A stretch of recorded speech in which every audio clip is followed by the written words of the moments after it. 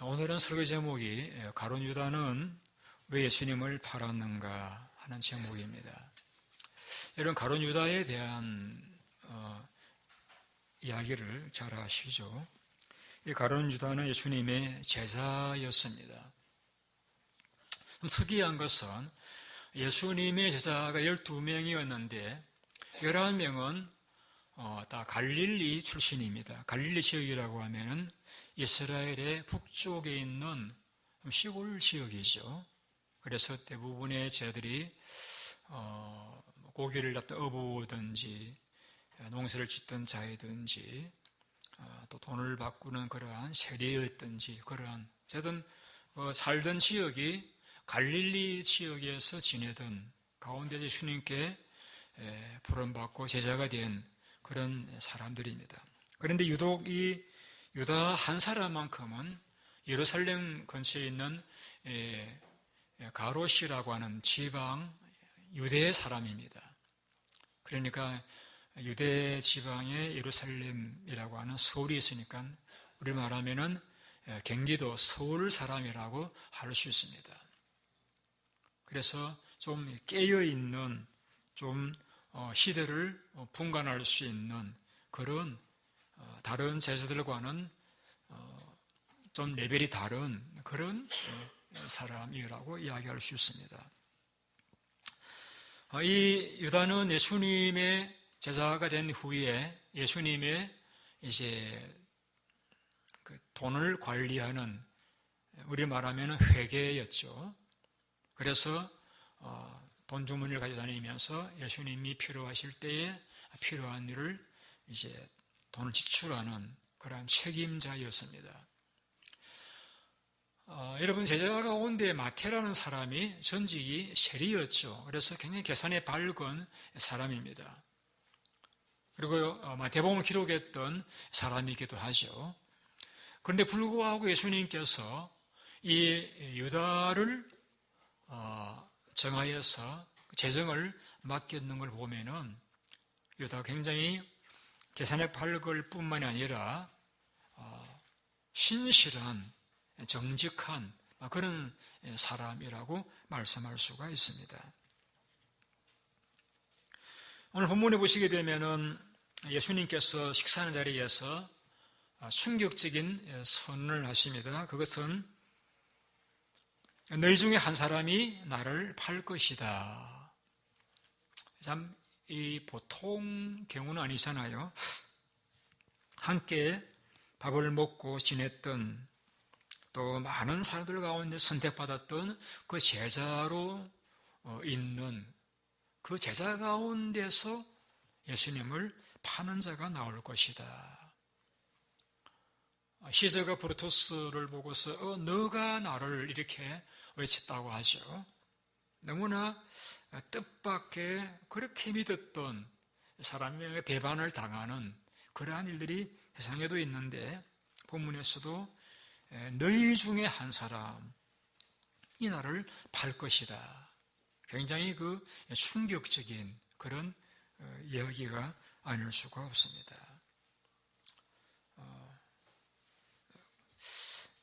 그런데 여러분 이러한 대화 가운데서 예수님께서 가룟 유다를 지명하지 않았습니다.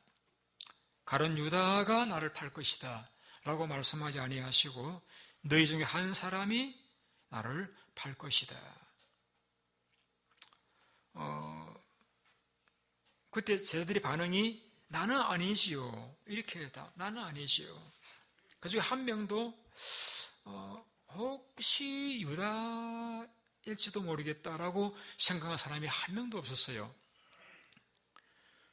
심지어 주님께서 나와 함께 그릇에 손을 넣는 자니라 라고 말씀하시면서 떡을 집는 그러한 구체적인 것까지 말씀을 하셨습니다마는 떡을 찍어주는 사람이 그 사람이다라고 말씀한 떡을 찍어서 유다에게 주었습니다마는 그래도 제자들은 그래 유다에 대해서는 그렇게 생각하지 않았어요. 떡을 찍어주면서 이 사람이 그다라고 떡을 찍어주면서 너가 하는 일을 하라고 이야기했을 적에 예수님이 유다가 돈을 맡고 있으니까 가서 뭘 유월절에 필요한 물건을 사라고 하는 갑다라고 생각을 했지, 내가 떡을 찍어준 사람이 그 사람이라 말한 떡을 유다에게 주었으면서도까지 보여주었으면서도 그래도 저들은 그걸 믿지 못하는, 유다는 아닐 거야 라고 여길 정도로 유다는 제자들에게도 신뢰를 받던 그런 사람이었다는 것이죠.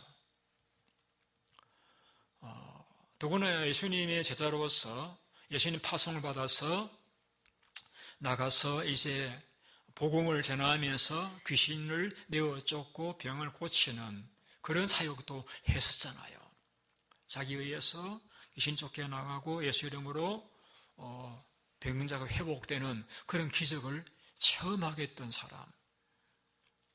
3년 동안 늘 예수님 곁에서 설교를 듣고 함께 먹고 자고 지냈던 그러한 사람. 옥자는 그런 말을 합니다. 예수님께서 가룟 유다를 선택하실 때에 그가 예수를 팔자인 것을 아셨지 않았겠는가. 저도 거기에 동의합니다. 예수님이 분명히 이 이사가 나를 팔자라고 하는 것을 아살았을 것이라고 생각합니다. 그러나 여러분, 좀 생각을 오버하지 않을 것은 뭐냐면은 하나님께서는 어떤 사람도 악한 일에 쓰기 위해서 정해놓은 사람은 없습니다. 그가 이 땅에 창조되어지고 태어날 적에는 하나님이 선하신 계획이 있어서 그를 이 땅에 보내시고 창조하신 거예요. 그가 이 땅을 살아가는 가운데서 유혹을 받아서 죄를 지은 것이지 죄를 짓도록 만들기 위해서 하나님이 만들어 놓은 사람은 없다는 이야기죠. 예수님 유다를 선택을 하셨을 적 이 사람이 나를 팔 수 있는 사람이라는 것을 아셨겠죠. 그러나 그를 선택하실 적에는 그 유다를 좋은 주의 제자로서 양육하시기 위한 그러한 선한 의도에 의해서 주님이 그를 제자로 선택을 하셨다고 하는 것이 성경적인 관점에서 보아야 하는 것입니다. 더구나 본문에 오시게 되면은 한 번도 유다 이름을 거명하지 않았습니다. 한 사람이 팔 것이다, 함께 걸어서 손을 넣는 사람이다라고만 이야기했지, 유다 너 그럴 수 있어 이놈 이렇게 하지 않았어요. 그러면은 그렇게 하지 않으실 것이면은 왜 한 사람 나를 팔 것이다라는 말씀을 하셨느냐? 주님은 마지막까지라도 그 유다의 마음이 돌이킬 수 있는 그런 기회를 주시기 위함이셨죠. 이게 뭡니까?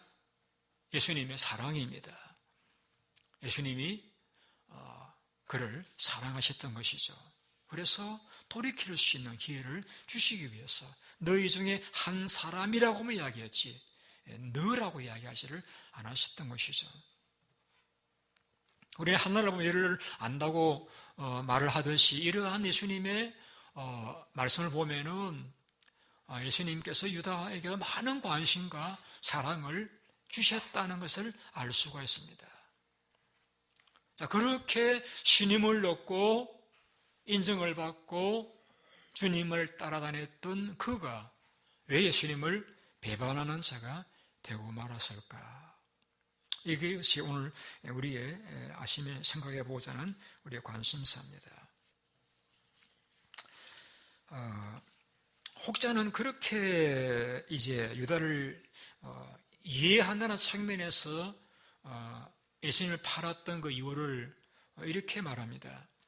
예수님은 본래 운동권자였는데 예수를 따를 적에는 예수님이면은 이제 우리 유다 이스라엘을 로마의 압제에서 해방시켜 줄 수 있는 그런 왕으로 믿고 따랐는데 예수님이 잘 나가시다가 마지막 순간에 십자가에서 죽으신다라고 하니까 그만큼 능력이 있는 분이시면서 죽는다는 것이 도무지 용납할 수가 없어가지고 예수님으로 하여금 팔아서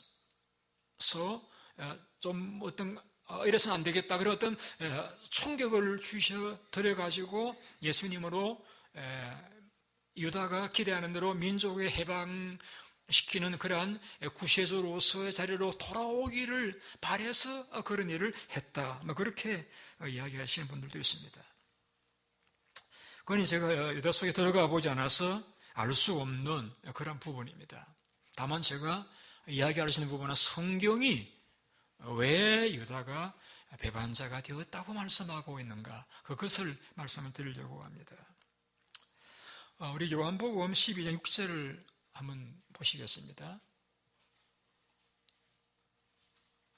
12장 6절, 5절 6절을 같이 한번 보시죠.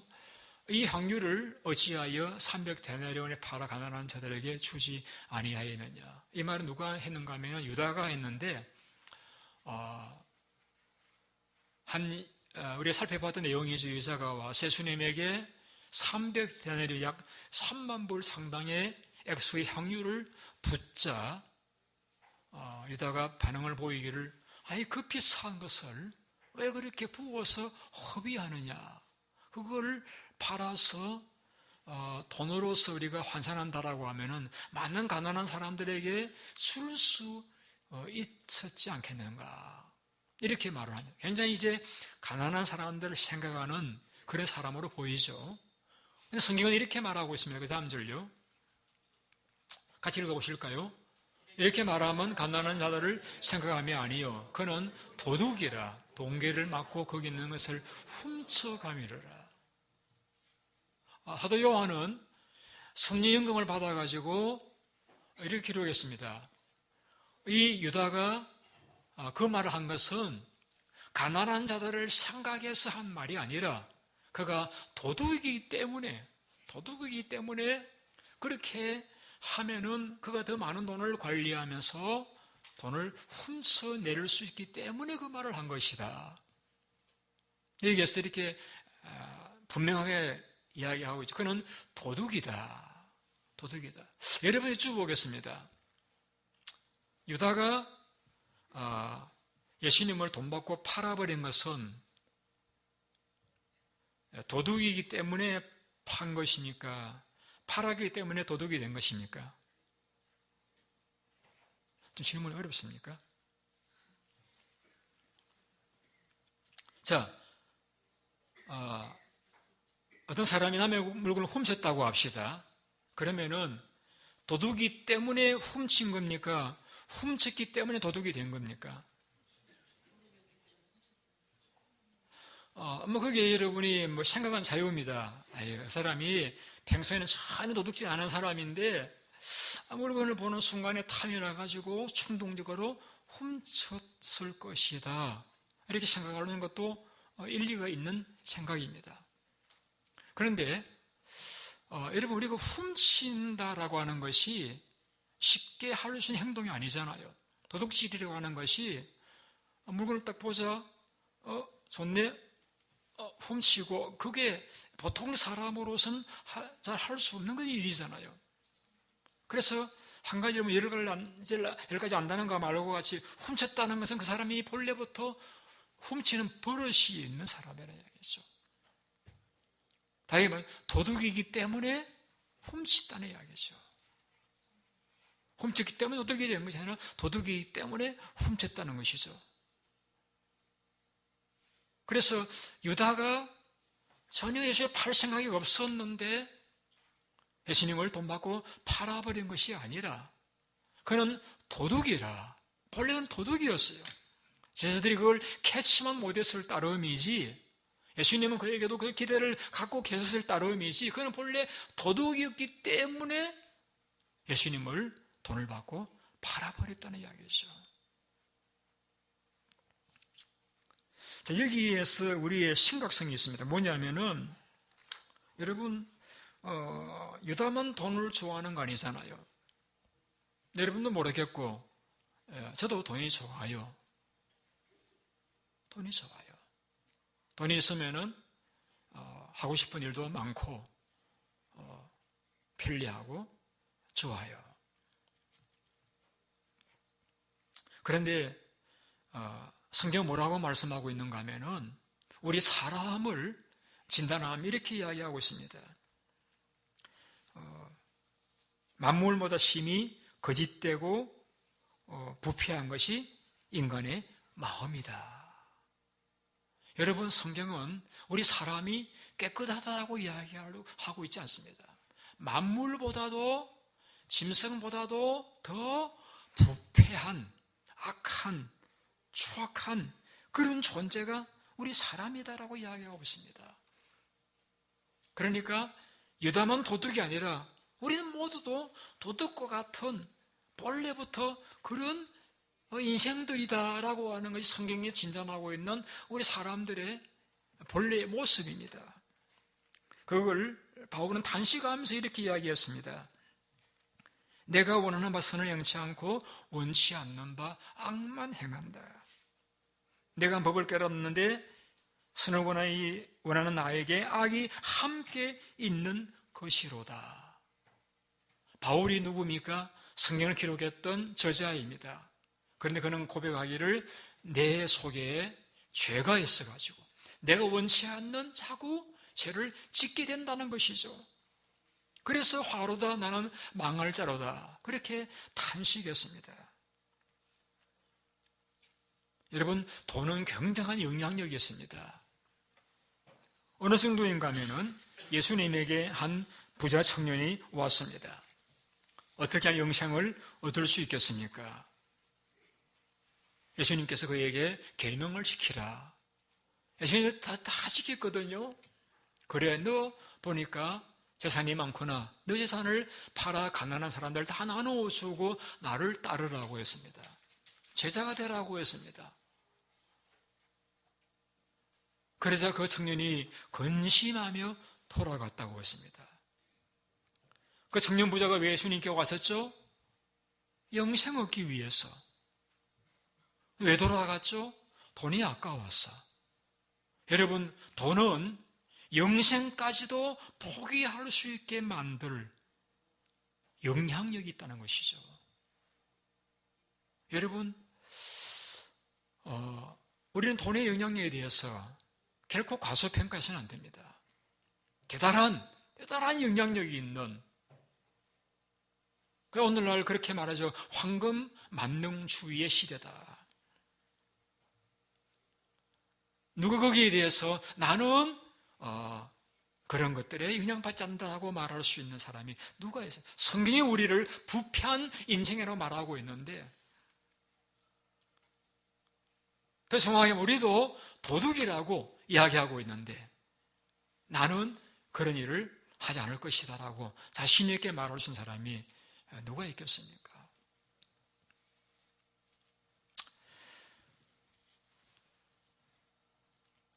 우리는 이러한 사실에 대해서 바울에게서 지혜를 얻을 수 있습니다. 바울은 디모데전서 6장에 이렇게 말씀을 했습니다. 부하려고 하는 사람들은 여러 가지 어리석해로운 욕심에 떨어지는 이 사람으로 멸망과 침륜에 빠지게 하는 것이다. 돈을 사랑하면 일만하게 불의가 된다라고 했습니다.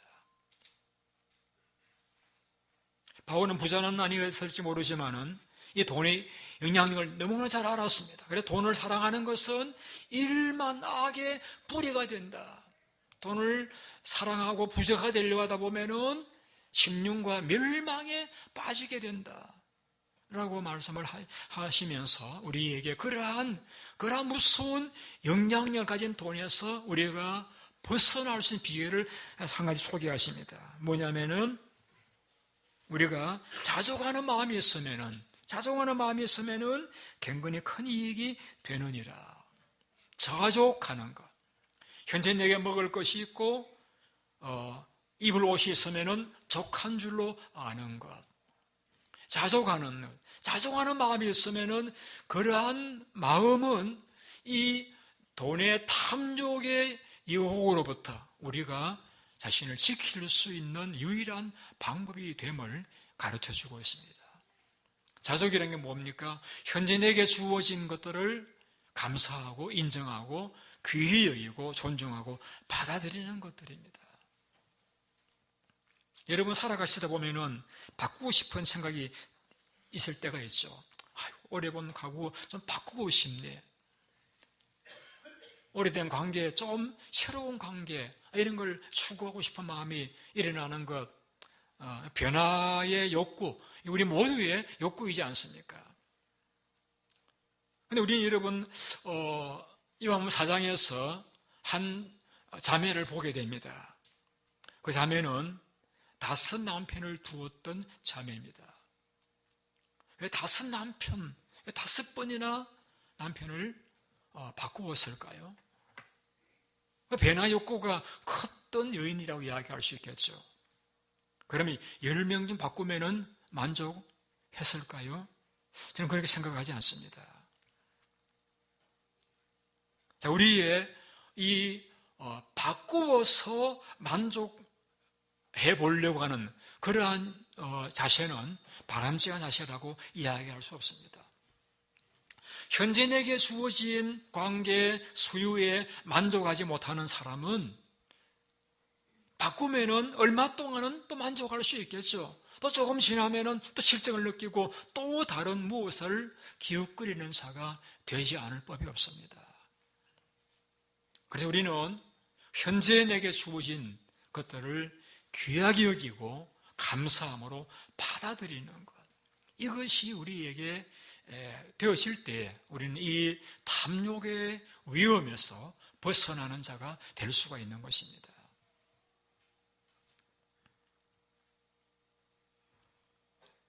현재 내게 주어진 것들, 여러분 보실 적인 때로는 그것이 너무나 보잘것없고 문제도 많이 있고 답답한 그러한 대상일 수도 있을 것입니다.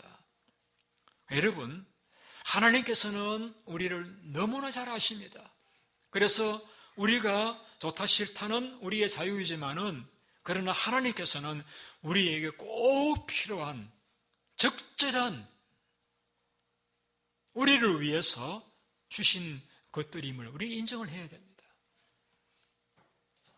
그래서 하나님이 내게 주신 그 대상이 내게 있는 재산이든지 자녀이든지 또 내 관계이든지 우리의 모든 것들을, 그것을 내가 받아들여야 됩니다. 하나님이 내게 주신 귀하고 가장 좋은 것들이라는 사실을 인정을 하고 받아들이고 그걸 귀히 여기고 아끼고 사랑하는, 즉 자족하는, 이것만이 우리가 이 탐욕의 죄에서 벗어날 수 있는 유일한 길임을 우리는 잊지 말아야 됩니다. 일찍이 하박국은 그런 고백을 했습니다. 무화과나무가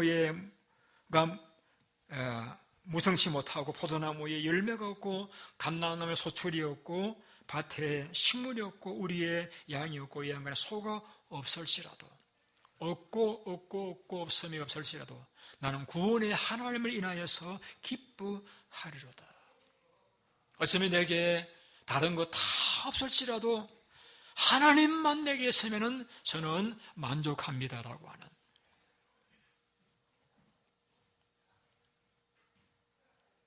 하나님만 내게 있으면 저는 만족합니다라고 하는 그러한 하나님 한 분으로 만족할 수 있는, 우리가 이제 점점 나이 들어가면서 다 떠나보내잖아요. 자녀도 또 부부도 사별할 수 있고 건강도 재물도 다 사라질 때가 오잖아요.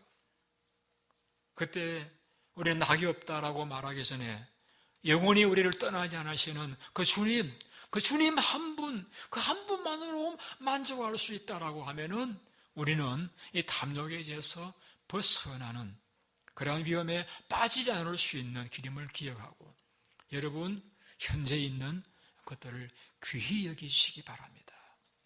우리 한번 연습해 보실까요? 옆에 계신 분들에게 당신은 나의 보배입니다.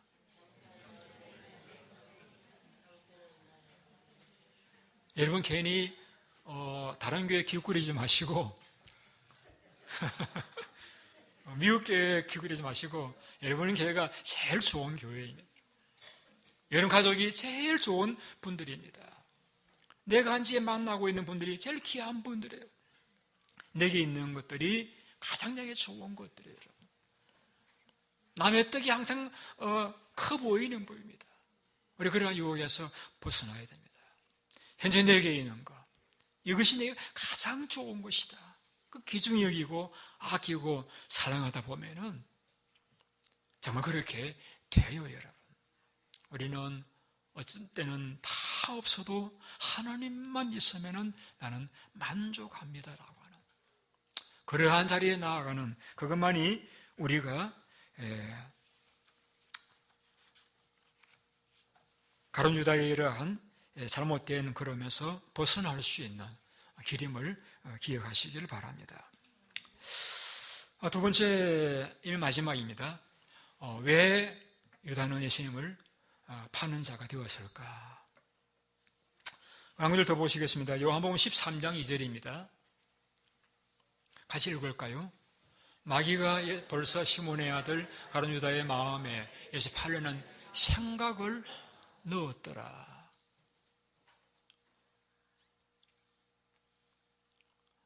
여러분, 질문을 드립니다. 마귀가 유다의 마음 속에 예수 팔릴 생각을 넣었다라고 했는데, 마귀가 유다의 마음 속에 잘못된 생각을 넣었던 것이 이 한 번밖에 없었을까요?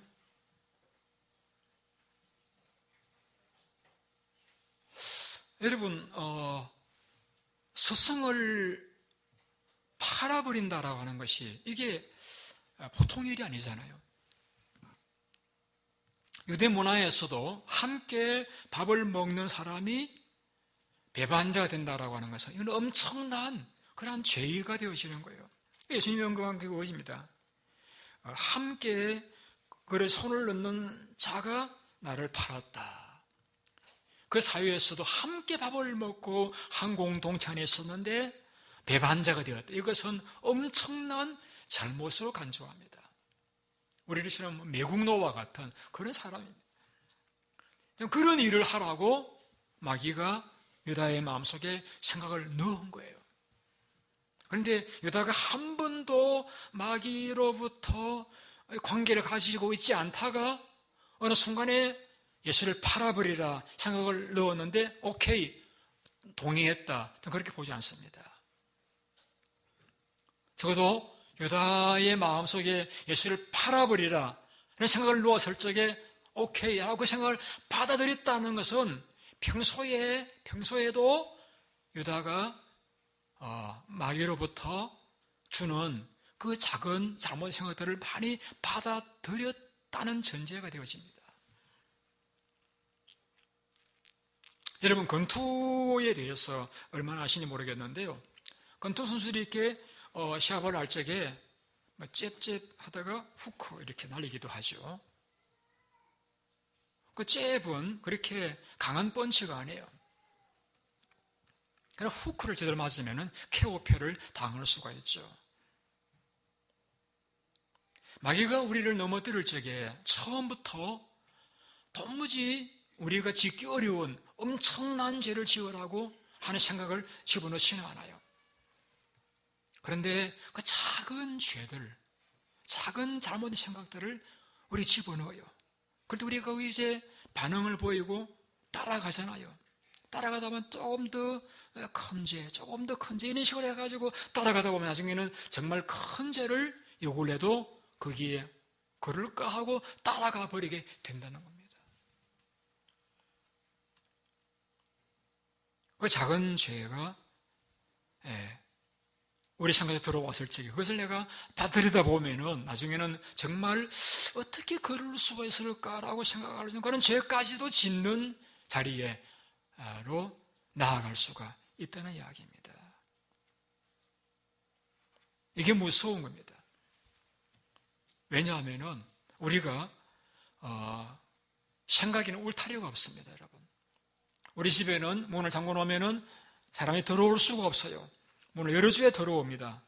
우리 생각에는 마귀가 언제든지 원하면 잘못된 생각을 집어넣어도 그것을 막을 수 있는 울타리나 문이 없어요. 그래서 우리 생각 속에 떠오르는 생각이 마귀의 생각인지 아닌지 분간하기 어려울 때가 많이 있어요. 그런데 여러분, 사기꾼이 사기를 칠 적에 사기꾼인 것처럼 사기치는 경우는 없습니다. 정말 손님을 위하는 것처럼, 돕는 것처럼 그런 말로 속이잖아요. 어디서 그 예를 볼 수 있습니까? 에덴 동산, 하와에게 뱀이 접근했습니다. 하와야, 하나님이 이 동산 모든 나무 실과를 먹지 말라 하시더냐? 아니, 다 먹을 수 있다 그랬어. 그런데 중앙에 있는 나무 열매는 먹지도 말고 만지지도 말라고 했어. 그러면 죽는다고 했어. 그러니까 마귀가 그러죠. 아니야, 이거 먹으면은 눈이 밝아져서 너가 하나님처럼 되기 때문에 먹지 말라고 한 거야. 절대 죽지 않는다고. 물론 다른 이 마귀와 이 뱀과 하와의 대화에는 거기까지만 기록되어 있지만 저는 그렇게 생각하지 않습니다. 분명히 평소에도 뱀이 자주 와서 그 하와에게 이런저런 말로 관계를 가졌다고 생각합니다. 그래서 한마디에서 신뢰를 가지고 두 마디 신뢰를 가지고 그러다 보니까 하나님은 먹으면 죽는다라까지 말씀하셨는데 불구하고 결코 죽지 않는다라고 말했을 때 그 말을 따라갔다는 것은 그만큼 하와가 뱀과의 접촉을 통해서 뱀의 말을 신뢰하는 지경에 이르렀다는 이야기예요. 다르게 말하면 뱀이 하와에게 그만큼 신뢰를 얻고 있었다는 이야기예요. 그러니까 먹고 죽는다까지 이야기했는데 불구하고 아니야, 죽지 않는다는 말을 더 믿고 따먹었다는 것은 그만큼 뱀이 하와의 신뢰를 얻고 있었다는 이야기예요. 아주 강교한 존재입니다. 마귀는 우리가 쏟고 있다고 느끼지 못할 그런 가운데서 쏟고 있는 거예요. 그래서 다 먹었습니다. 남편도 죽었습니다. 결국은 에덴 동산을 잃고 그들은 죽고 자손들도 죽는 자가 되어져 버리고 말았습니다. 새빨간 거짓말에 속아간 것이죠. 그 마귀가 지금은 뭘 하고 있습니까? 우리 모든 그리스도인들마저도 멸망시키기 위해서 우리 생각 속에다가 우리가 느끼지 못하게 이것이 옳은지 그른지도 모르는 가운데서 작은 죄를 짓도록 우리 생각 속에 잘못된 생각을 집어넣고 있는 존재가 마귀이지 않습니까? 여러분 속지 마세요. 우리는 생각을 통제해야 됩니다. 왜? 내가 생각하면 내가 행동하게 되잖아요. 그래서 우리는 바울의 말씀에 귀를 기울여야 합니다. 바울이 로마 10장에 이렇게 우리에게 8장에서 소개하고 있습니다. 육신을 따르는 사람, 육신의 일을 생각하고 영의 일을 따르는 사람은 영의 일을 생각한다. 육신의 생각은 사망이요 영의 생각은 생명과 평안이다. 육신의 생각은 하나님의 원수가 되나니 하나님의 법에 굴복하지 못할 뿐 아니라 할 수도 없습니다. 육신의 생각, 영의 생각. 여러분 생각 속에 들어온 생각이 영의 생각인지 육신의 생각인지 우리가 분간할 수 있어야 됩니다. 그래서 아무리 보잘것없는 작은 그러한 제한이 날지라도 그것이 잘못된 생각일 때는 우리가 거절하고 거부해야 됩니다. 그렇지 않다 보면은 나중에는 정말 예수를 팔아버리는 그러한 일을 하라고 하더라도 오케이 하고 할 수 있는 자가 되지 않을 것이라고 누가 우리에게 가운데서 이야기할 자가 있겠습니까? 아마 이런 생각을 해보았습니다. 왜 유다가 팔았을까? 예수님이 그렇게 말씀하시잖아요. 내가 예루살렘 올라가면은 제사장들에게 미움받고 십자가에서 죽임을 당할 것이고 부활할 것이다. 그런데 유다가 그 부활할 것이라는 말에는 관심 두지 않고 죽을 것이라는 말만 들었던 것 같아요.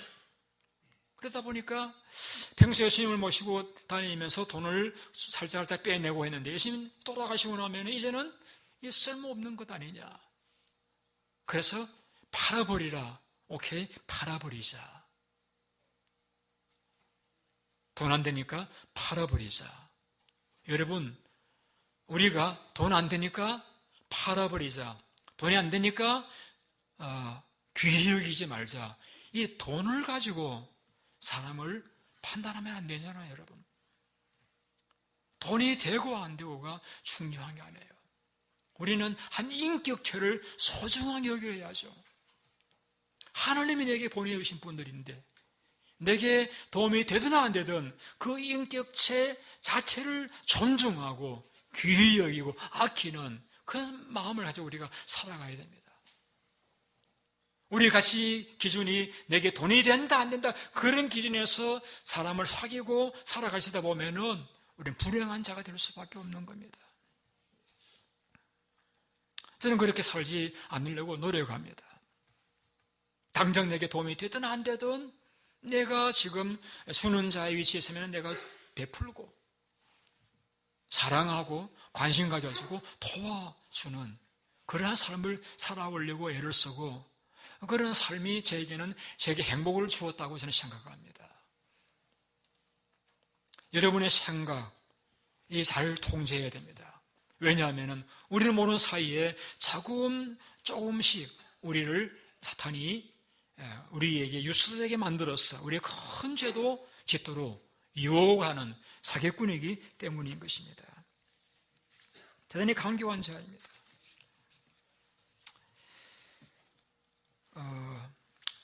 우리 그러한 사탄의 유혹에 넘어가지 않으려고 하면은 한 가지 비결밖에 없습니다. 성령 충만하셔야 됩니다.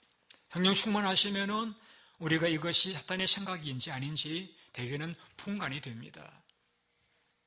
그런데 여러분, 성령 충만이라고 하는 것이 도무지 기도도 하지 않다가 오늘 내가 좀 기도해야 되겠다 하고 밤을 새우니까 갑자기 충만해졌다.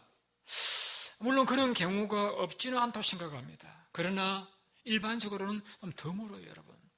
이렇게 이야기할 수 있습니다. 우리가 어떤 사람을 친구로 사귀게 되는데 전에 만나지도 않고 식사한 적도 없고 전화도 주고받지 않았는데 하루 전에 만나서 밤을 새웠더니 친한 친구가 됐다. 물론 그런 경우도 없지는 않겠죠. 그런 경우는 일반적으로 힘듭니다.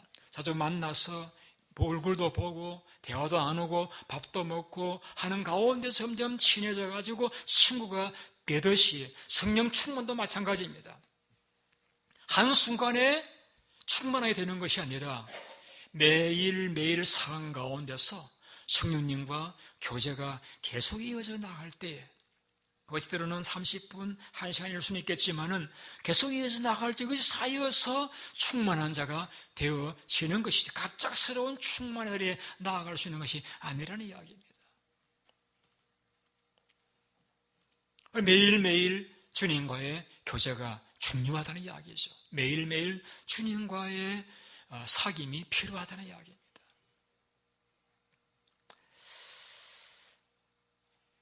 이월달에 사랑을 표현하는 그러한 이제 날을 지내면서 제가 그 날을 돌이켜보니까 집사람이 꽃다발도 하나 사주지를 못했어요. 그래서 우리 장로님들은 꽃다발을 사드리고 참 잘하시는데 목사가 이게 뭔가. 그래서 제가 생각을 하다가 이러지 말고 내가 매일 사랑을 표현하자. 그렇다고 제가 매일 여보, I love you 그렇게 하지는 않습니다. 그래서 제가 생각해냈던 것이 보니 이 사람이 비타민을 자주 이렇게 필요한데 섭취를 안 하는 것 같아가지고 매일 제가 오렌지 주스를 이렇게 짜드리기를 이렇게 다짐을 했습니다. 그래서 제가 일어나면은 오렌지를 탁 짜가지고 한 컵을 다 침상에 올려놓습니다. 이 사람이 그걸 마시면서 이거 오늘도 남편이 나를 사랑하구나 느끼지 않겠는가. 그래서 제가 혹도 애들 있을 때는 좀 이렇게 미안해서 하지도 않기도 하지만은 매일 하려고 노력을 합니다. 저는 그러한 작은 것들이 쌓여서 깊은 사랑의 자리로 나아간다고 생각을 합니다. 하나님 관계도 이런 마찬가지입니다. 어느 날 갑자기 하나님이 뜨겁게 사랑되어졌다. 여러분, 불가능한 일들이라고 생각합니다. 매일매일 하나님과의 관계를 잘 가져나가는, 그게 쌓여서 우리는 주님과 깊은 관계에 나아갈 수가 있는 것입니다. 제가 어렸을 적에 많이 들었던 그 TV, 레디오 선전 노래가 이런 노래였습니다. 맛을 보고 맛을 아는 샘표 간자. 우리 오래되신 분들은 많이 들었던 그런 노래이죠. 여러분, 왜 사람들이 예수님을 배반할까요? 예수 믿는 맛을 몰라서 그래요. 예수님을 믿는 그 맛을 알면은 배반할 수 없죠. 여러분, 매일매일 하나님과의 관계는 하나님의 맛을 체험하는 그런 시간입니다. 그럼 어떻게 맛을 체험할 수 있느냐? 한 비결을 가르쳐 드릴게요. 예수님 말씀을 여러분 순종해 보세요. 예수님 말씀이 도무지 내게는 힘들 것 같지만은 그 한마디 혹은 가능한 두 마디를 순종하시다 보면은 하고 느낄 수 있는 그러한 맛을 경험하게 됩니다. 우리는 수박 겉핥기 씹고 같은 그런 신앙생활이 아니라 진정 유다가 예수님을 구주로 영접을 하고 그 맛을 알았더라고 하면은 그는 아무리 마귀가 와서 돈을 가지고 유혹을 하도 그 유혹에 넘어가지 않을 수 있지 않겠는가 생각을 가지게 되어집니다. 맛을 보아야 됩니다. 주님을 순종하면은 여러분 그 맛을 체험할 수가 있습니다. 주님과의 시간을 가지세요. 그래서 맛을 체험하세요. 하나님의 그 사랑하심과 그 자비로우심과 그 용서와 그 은혜를 체험하시는 한 분들은 결코 주님을 떠날 수 없을 것입니다. 주님과 더 오래 있고 싶고 주님과 더 깊은 시간을 가지고 싶은 그러한 기쁨을 경험하게 되어질 것입니다. 마지막으로 정말 마지막 한마디만 드려요. 여러분 자살하지 마세요. 여러분 사실은 베드로가 더 큰 죄를 지었잖아요. 예수님을 저주까지 했잖아요. 그러나 유다는 자살하고 베드로는 자살하지 않았습니다. 자살은 끝이 아니에요, 여러분. 끝이 아니에요. 자살을 거꾸로 하면 살자. 여러분, 우리가 죄를 안 지는 사람이 어디 있습니까? 주님 마음은 바다같이 넓고 하늘같이 높습니다. 우리 어떤 죄를 지었을지라도 주님 앞에 나와서 주님, 제가 잘못했습니다. 제가 죄인입니다. 인정만 하면은 십자가 오른편에 있던 그 강도도 구맞던 것과 같이 주님은 결코 그들을 내치지를 않습니다. 만일에 이 유다에게 우리 가운데 한 사람 나를 팔 것이라고 말씀했을 적에 자신이 뉘우치고 주님 앞에 저를 자백했더라고 하면은 혹 팔았을지라도 그가 주님 앞에 돌아와 제가 주님 앞에 회개했더라고 하면은 얼마든지 그는 훌륭한 제자가 될 수가 있었을 것입니다.